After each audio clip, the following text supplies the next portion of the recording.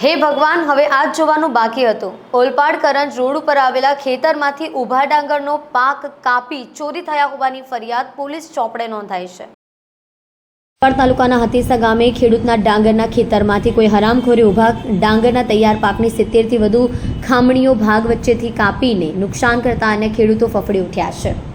ચાલો થોડા દિવસ પહેલા જ પણ આ ખેડૂતના ખેતરની નજીકમાં અન્ય એક ખેડૂતના ઊભા ડાંગરના પાકમાંથી પણ કોઈ હરામખોરે અમુક ભાગ કાપીને લઈ ગયો હતો. હાથીસા ગામે રહેતા ખેડૂત વિપુલભાઈ બળવંતભાઈ પટેલનું ઓલપાડ કરંજ રોડને અડીને સોંદલા ખરા દૂધ મંડળીના ગોડાઉનની સામે 5 વીઘાનું ખેતર આવેલું છે. આ ખેતરમાં તેમણે ડાંગરનું વાવેતર કરતા હાલમાં ડાંગરના ઊભા પાક તૈયાર પાકમાં કંઠીઓ બેસવાની શરૂઆત થઈ ગઈ છે, જેથી થોડા દિવસોમાં ડાંગરનો પાક કાપણીની રાહ જોઈ રહ્યો હતો. ગત રવિવારે વિપુલભાઈએ તેમના ખેતરની મુલાકાત લીધી હતી, ત્યારે જણાવ્યું હતું કે શનિવારની રાત્રિના સુમારે તેના ડાંગરના ખેતરમાં કોઈ હરામખોર ચોર ઇસમ ઘૂસી જઈ વચ્ચેના ભાગમાંથી 70 થી વધુ ખામણીઓ કાપીને લઈ ગયો છે. તેમના મુખે આવેલો કોળીઓ છીનવાતા તેમણે રોડ ઉપર આવેલા સોંદલા ખારા દૂધ મંડળીના ગોડાઉન ઉપર લગાવેલા સીસીટીવી કેમેરાની ફૂટેજનો રેકોર્ડ ચેક કર્યો હતો, પરંતુ તેમનું ખેતર લોકેશનમાં ન જણાતા તેમાં નિષ્ફળતા મળી હતી, જેથી વિપુલભાઈ રવિવારે બપોર બાદ ઓલપાડ પોલીસ મથકમાં પહોંચીને અરજી આપી હતી.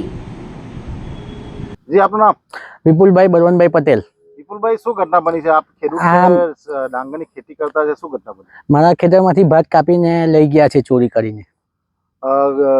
શું લાગી રહ્યું છે? કેવી રીતે કાપીને કોણ લઈ ગયું લાગે? હવે દાંતી કાપીને લઈ ગયા છે, નીચેથી ઘસીને 70 જેટલા ઠુમરા છે. એમાં અડધી ગુણ જેટલું ભાત થાય છે. એમાં મારો 500 રૂપિયાનો ભાવ ગણે તો 1500 રૂપિયાનું ભાત થાય. કાપી ગયું છે કોઈ ચોરી? હા, ચોરી કોઈ કાપી ગયું છે. ક્યારે ઘટના બની? સાંજના 5 વાગે શનિવારે. ક્યારે જોયું તમે?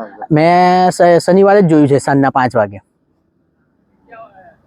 કોઈ ફરિયાદ કરી છે મામલે? હા, ફરિયાદ મેં અરજી લખી છે પોલીસ સ્ટેશનમાં.